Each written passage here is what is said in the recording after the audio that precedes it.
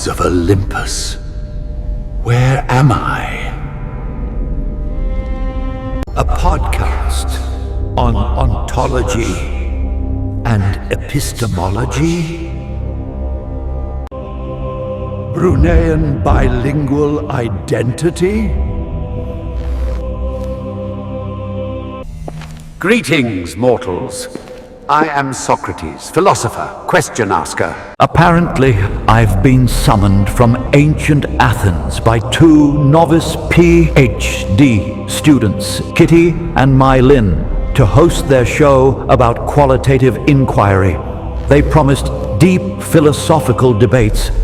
Instead, I get zero-sum games, language attitudes, strange incantations.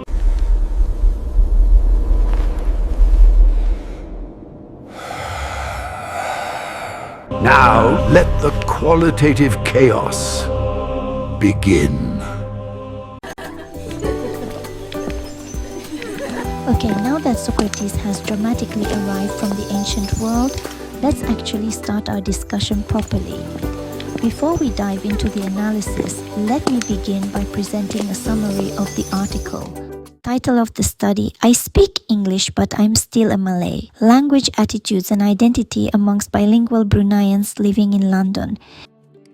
So, does learning a new language mean losing a part of yourself? Let's get into it. Yeah, a lot of us worry about this. Is adopting a new language like giving up your own? Well, there's this theory called the zero-sum game. It's been debated for years, especially in the Malay world. Basically, it says the more English you speak, the less Malay you become. But is that really how it works? So what happens when you actually test this in the real world? One study did just that. They looked at a fascinating group of bilingual Bruneians who were living right in the middle of London. I mean, this was the perfect test, right? Would living there weaken their Malay identity? And you know what? The study found the exact opposite. The theory was totally wrong. This student really sums it up perfectly. But the why behind it is what's so fascinating. Turns out living abroad and speaking English actually made them feel more protective of their identity. But how is that even possible? How can more English make you feel more Malay? They basically compartmentalize their languages.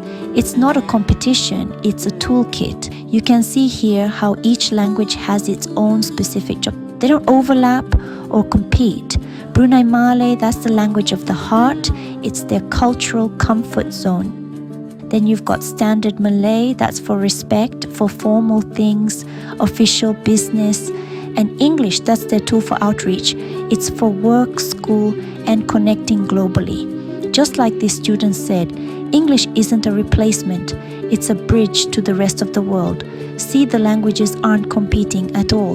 They're complementing each other. So, what's the big takeaway? Well, identity is way more complex than just one language. It shows being a global citizen doesn't mean erasing your local self. You can absolutely be both. So, in our super connected world, maybe being multilingual is the truest modern identity. What do you think? The article focuses on 12 Bruneian Malays who were living, studying or working in London. Let's start by jumping straight into an interview. It'll give you a feel for how these Bruneian Malays express their sense of identity abroad. I speak English at uni, but with my friends, I switched to Brunei Malay. It just feels like home. It will affect my language use, but it won't affect my identity, because I personally think that the use of language won't really affect your identity as the Malay identity. Yes. Alright, so that's the big picture. The interviews really say a lot. You know, the title of the study isn't just a catchy line, it's a declaration of coexistence. It challenges the old zero-sum idea, the fear that if you adopt English, you automatically lose your cultural or linguistic identity. Right. And what really strikes me is what the study actually found, that inevitable language shift everyone was predicting. The idea more English automatically means less Malay. It just didn't happen. They used a lot of English, but Malay stayed at the center of how they see themselves. It's like walking a tightrope but without falling off, balancing two languages, two sets of cultural expectations, yet somehow thriving. Exactly. It's not a tug of war where one side has to win. The two languages settle into different jobs in their lives. English opens up the wider world, but Malay is still the language that holds their memories, their humor, and their sense of who they are. In both, so even in classrooms, in casual chats on campus, or during lunch breaks, you see this dynamic in action. It's a lived experience, not just a theoretical observation. And that's why the title feels so powerful to me. I speak English, but I'm still a Malay isn't a defensive statement. It just says being bilingual and bicultural isn't a loss. It is a creative way of being in the world. You know, when we talk about bilinguals, people often ask, which language do they really think in? But the real difference isn't about thinking per se, it's about how they compartmentalize their languages. MLinh, could you walk us through Baker's model here? Yeah, sure. So Baker gives 3 dimensions of seeing bilingualism: affective, cognitive, and cognitive. And when you look at Bruneian Malay, it really sits in the affective space, feeling, identity, and belonging. It's not just vocabulary, it's a language inside jokes, family talk, childhood clothing, and comfort. It is a language that gives you a hug when you walk through the door. That's a beautiful way to put it. So it's more than just vocabulary or grammar, it's emotionally loaded. Exactly. Then English usually shows up in more cognitive or instrumental space. It is a language for assignments, presentations, career dreams, dealing with international staff. It's not code, but it's framed as a tool. Something helps you to move in global spaces rather than something that defines the core self. So they're constantly navigating this boundary. I imagine it must be tricky to maintain both without one overtaking the other. And family news, that affective and relational. The identity feeling shapes a bit with each language.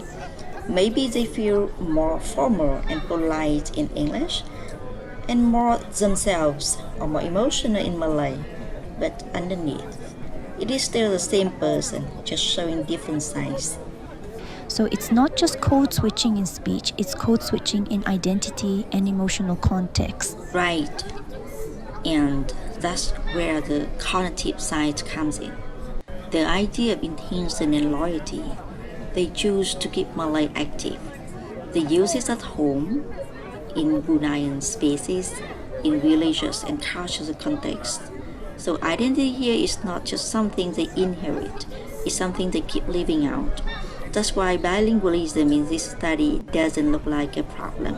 It looks more like a strategy, one language for the heart, one language for the mind, and both working together to carry who they are. It's fascinating how bilinguals perform this balancing act every day. In a way, it's like they carry two worlds in their minds, but each has its own rules, its own emotional resonance. Yeah, if you just sit in at cafes and listen, you can almost hear the identity work happening. A sentence starts in English, ends in Malay, and in between, there are all the tiny decisions about who they are talking to, what feels comfortable, what feels respectful. So, the takeaway? Brunei Malay nurtures the heart, English trains the mind. Couldn't have said it. But together, they shape the full bilingual experience. And Baker's model gives us a lens to see that balance. You know, what really struck me as Brunei Whole was how active the connection to Malay is. It's not something that just sits in the background. Even though English dominates their studies, you can see them choosing Malay, choosing to use it, choosing to hold on to it. Right, and that's where MIB Melayu Islam Beraja comes in. It's more than a political slogan, it's a socio-political and moral framework that gives the Malay language historical depth and ethical significance. When students or families speak Malay, they're not just communicating, they're participating in a legacy. Every word carries cultural and moral weight. And with the students in the dorm, you see that in the smaller things, how they greet each other, the mix of respect and humor, the little Malay expression that pop out even when they've just come back from a full day of speaking English at university, or even during events in the common room. Everyone just naturally falls back into Malay.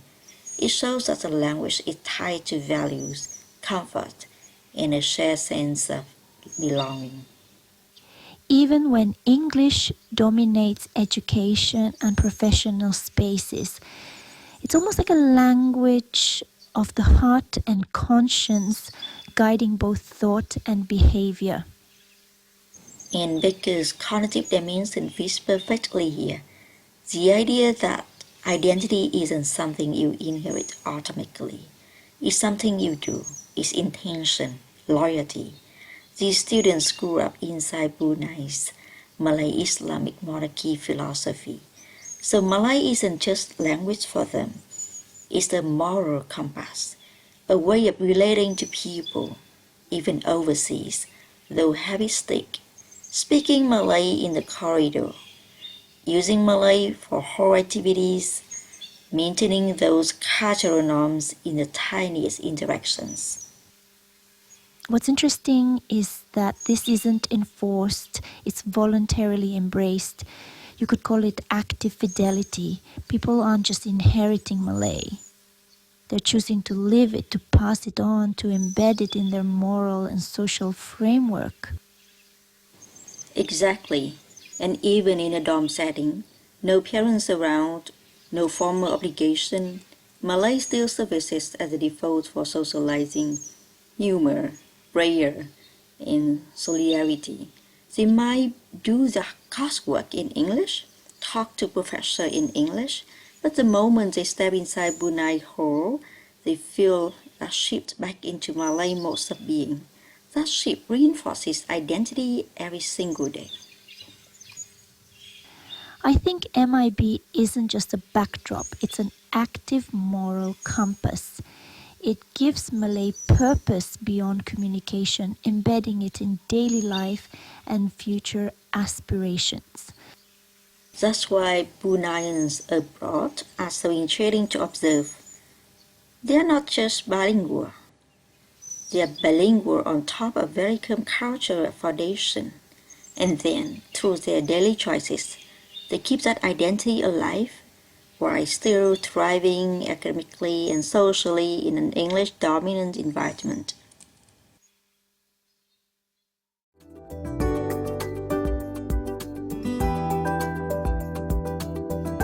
Hey, you're still awake? I can't stop thinking about that line. I'm still a Malay. It's really hit me. Same here. Maybe it's because we as language students live in that in-between too. Not fully one, not fully the other. Constantly navigating multiple languages, multiple identities.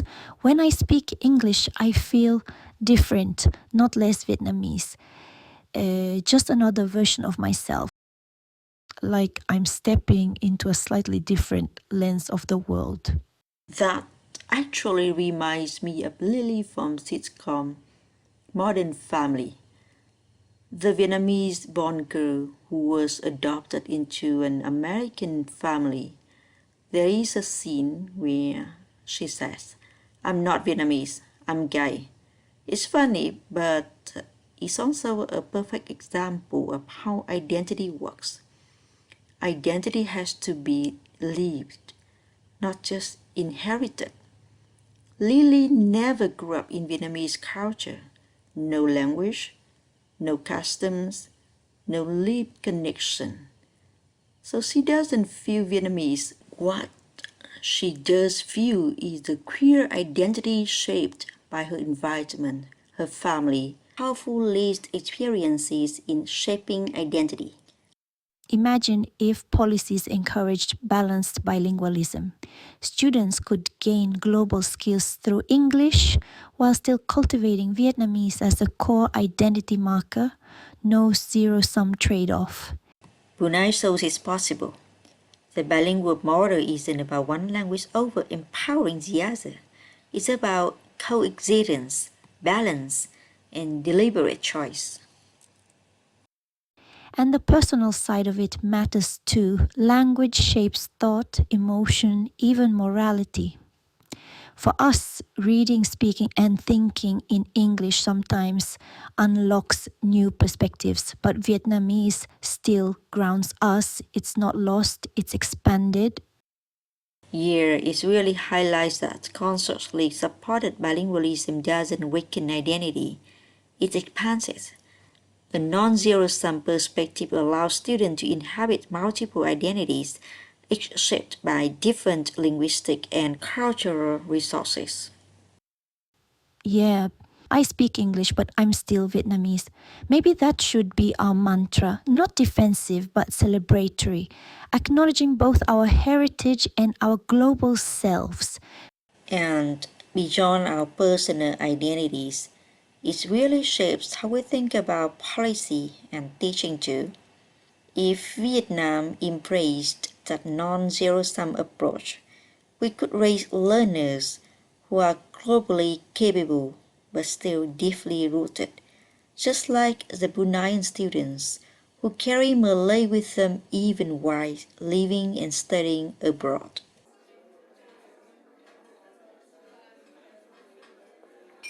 So, the true lesson here, Bruneians have mastered three linguistic functions: the vernacular, which gives comfort, the official, which carries prestige, and the global, which serves utility. Each language has its space, its purpose, and each is respected. And if the ties between language and identity aren't as tight as we tend to believe, if someone can speak fluent English and still be fully Malay, then what else might we be wrong about? That's exactly it. It's a perfect challenge to end on.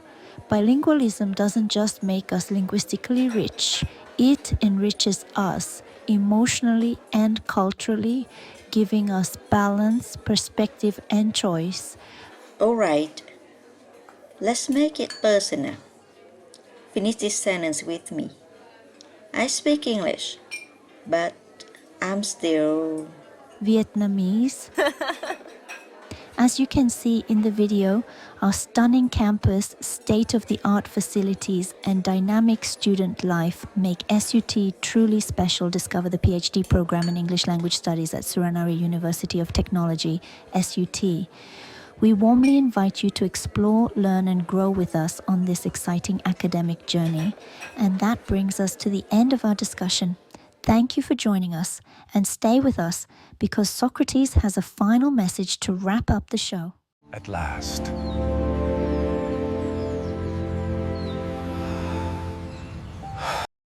The longest discussion I've heard since my symposium with Plato. Truly, qualitative researchers never stop talking. But somewhere between their caffeine and their coding, I saw their point. Identity isn't a zero-sum game. You can speak English, Malay, Vietnamese, even ancient Greek, and still be fully yourself.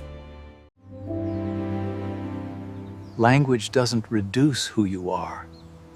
It expands you. Perhaps this is the modern version of my old challenge. Know thyself in every language you carry.